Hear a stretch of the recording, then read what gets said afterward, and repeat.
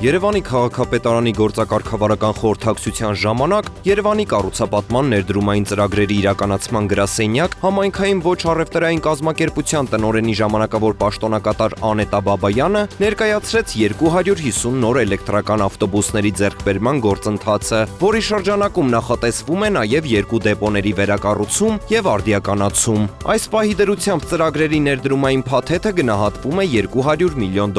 եւ կարևոր կոնդիցիոն բաղադրիչ, քանի որ նախատեսվում է, որ կներառվի նաև գլոբալ կլիմայական հիմնադրամի Հայաստանի համար հասանելի ֆինանսավորումը հենց հատուկ էլեկտրական շարժունակության համար, եւ նման ֆինանսավորումը հասանելի է 7 երկրների, ներառյալ Հայաստանի համար, ասաց նա։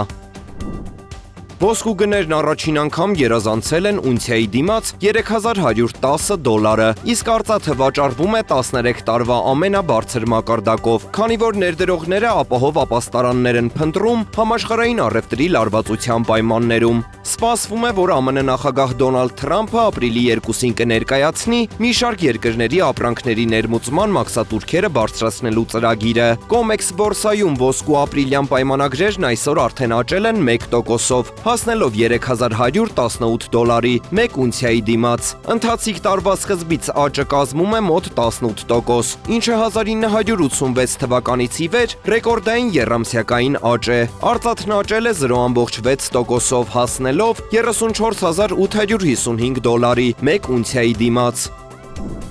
Հայաստանի Հանրապետության կենտրոնական բանկն իր դրամագիտական հավաքածուն համալրելու նպատակով ֆիզիկական եւ իրավաբանական անձանցից գնում է դրամանիշեր եւ ֆինանսական փաստաթղթեր, որոնք տարբեր ժամանակահատվածներում շրջանառության մեջ են եղել պատմական Հայաստանի տարածքում։ Հայաստանի Հանրապետության կենտրոնական բանկը գնում է միայն այն դրամանիշերը եւ ֆինանսական փաստաթղթերը, որոնք ունեն բարձր աստիճանի պահպանվածություն եւ անհրաժեշտ են Հայաստանի Հանրապետության կենտրոնական բանկի դրամագիտական հավաքածուն համալրելու համար։ Դրամանիշերի եւ ֆինանսական փաստաթղթերի գնման նպատակով Հայաստանի Հանրապետության կենտրոնական բանկում ստեղծված է մասնագիտացված հանձնաժողով, որն իր գործունեությունն իրականացնում է Հայաստանի Հանրապետության կենտրոնական բանկի գլխավոր գրասենյակում։